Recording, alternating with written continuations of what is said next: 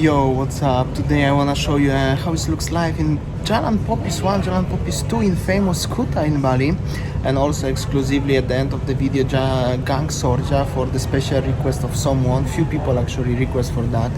And well, if somebody don't know this area, that's quite famous places for the local shops, massages, tattoo shops, hotels, guest houses in the city of Kuta, middle of city of Kuta, basically the most famous part of Bali long time ago. Now is more quiet.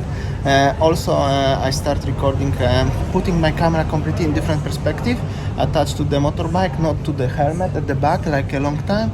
So I hope so you will enjoy it. It's very stable and very smooth. I hope so you will enjoy it.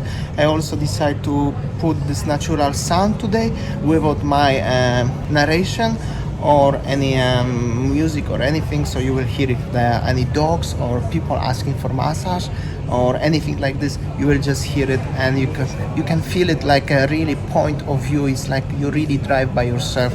So the video will be about 12 minutes long. I hope so you will enjoy it.